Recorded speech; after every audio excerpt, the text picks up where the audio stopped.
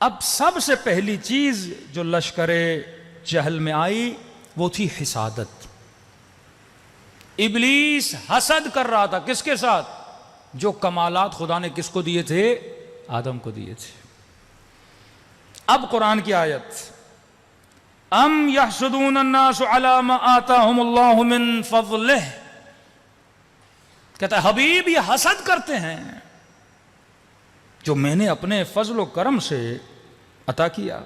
فقد آتینا آل ابراہیم، میں نے آل ابراہیم کو، آل ابراہیم اہل بیت علیہ الصلوۃ والسلام عطا کیا الکتاب والحکمہ وآتینا ملکا عظیما.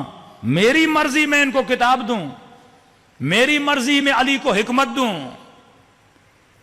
ملکن عظیما، آخر میں اگر میں سب سے بڑی حکومت بھی عطا کروں گا تو آل ابراہیم کو عطا کروں گا، کسی اور کو حکومت عطا نہیں کروں گا. اب یہ نہیں کہ اہل بیت کچھ کرتے تھے، لوگوں کا حسد ہے. عقل سے جب بندہ حسد کرتا ہے نا وہ جہالت میں پڑ جاتا ہے.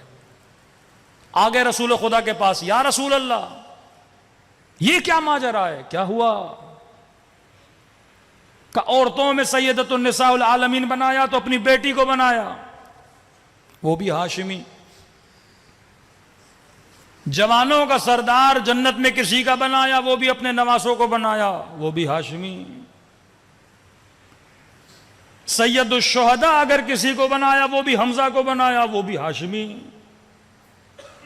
کعبے کے دروازے کی چابیاں جس کے پاس ہیں وہ بھی آپ کا چچا عباس، وہ بھی ہاشمی. اب کہہ رہے ہیں من کنت مولا ہو فاز علی مولا، سید الاوصیاء بھی بنا رہے ہو تو اپنے داماد کو، وہ بھی ہاشمی. ہم نے کیا بگاڑا؟ ہمیں بھی تو کوئی عہدہ ملے نا.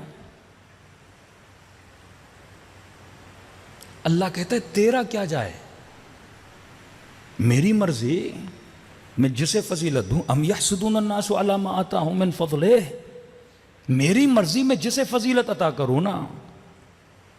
خدا کسی کا مقروض تو نہیں ہے نا. اب یہاں پہ اتنا مجمع بیٹھا ہے، اب میں نے اس بندے کو 1000 دیا، ہاں دوسرے کو بھی 1000 دیا، دوں گا نہیں بھائی مثال دے رہا ہوں. دوسرے کو بھی میں نے 1000 دیا، تیسرے کو بھی 1000 دیا، چوتھے کو بھی دیا. دوسرا بندہ اٹھا، میں نے اس کو 5000 کا نوٹ دیا. اب یہ 6 لوگ کھڑے ہو جائیں، کیوں مولانا ہم سب کو 1000 دیا اسے 5. میں کہو بھائی آپ کا کیا جائے، پیسے میرے تھے نا. تمہیں یہ 1000 بھی دیا تو یہ میرا احسان ہے نا. اللہ کہتا ہے میں نے تجھے مسلمان بنایا، یہ بھی تو میرا احسان ہے. تجھے انسان بنایا، میرا احسان ہے نا. اب میری مرضی میں علی کو مولا بناؤں، باب مدینۃ العلم بناؤں، تیرا کیا جاتا ہے؟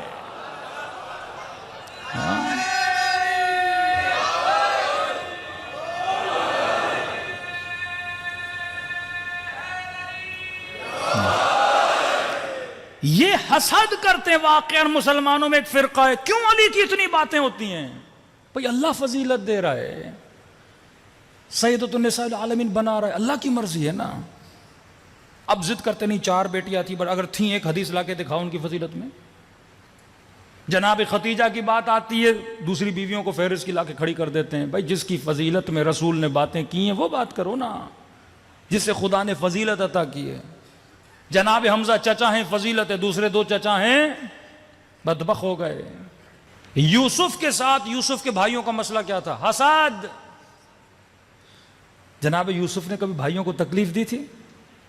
کوئی تکلیف نہیں دی نا. بولا بابا میں نے خواب دیکھا ہے، ستارے سورج مجھے سجدہ کر رہے ہیں.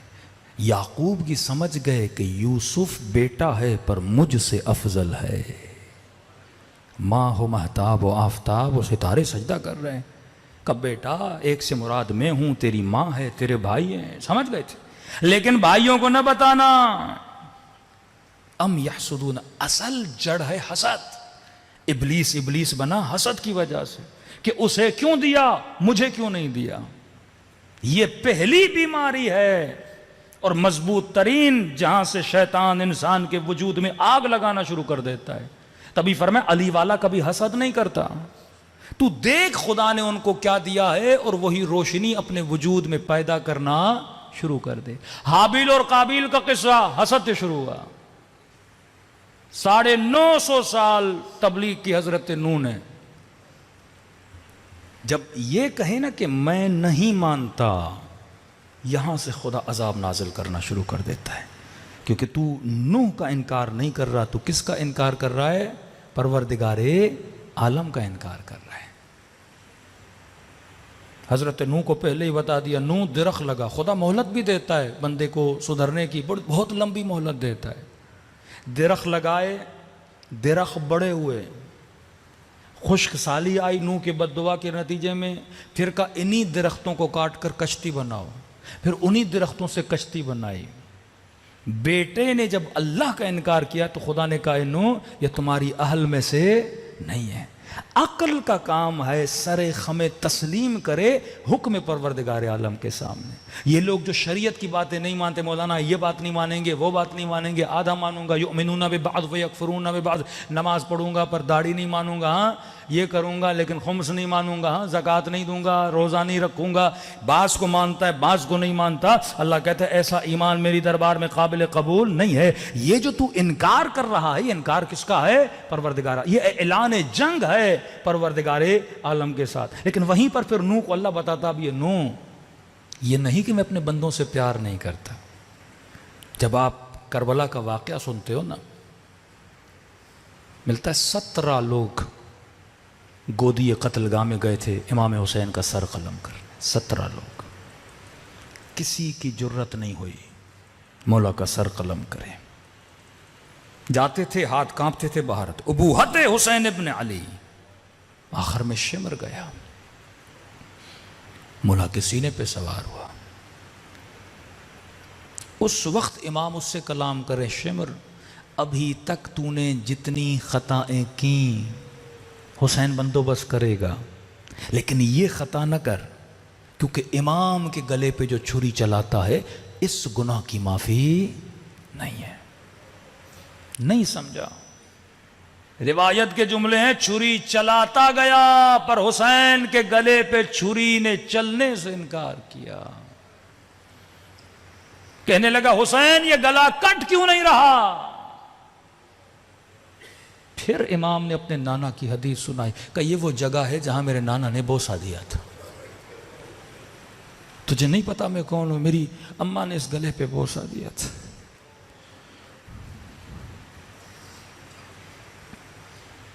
پھر امام زین العابدین فرماتے اس نے میرے بابا کے گردن کو پلٹ دیا، پیچھے سے گلا کاٹنا شروع کر دیا۔ اور کیا کرے پروردگار عالم انسان کو، اور کتنا بتائے تو کن کثافتوں میں، کن نجاستوں میں زندگی گزار رہا ہے۔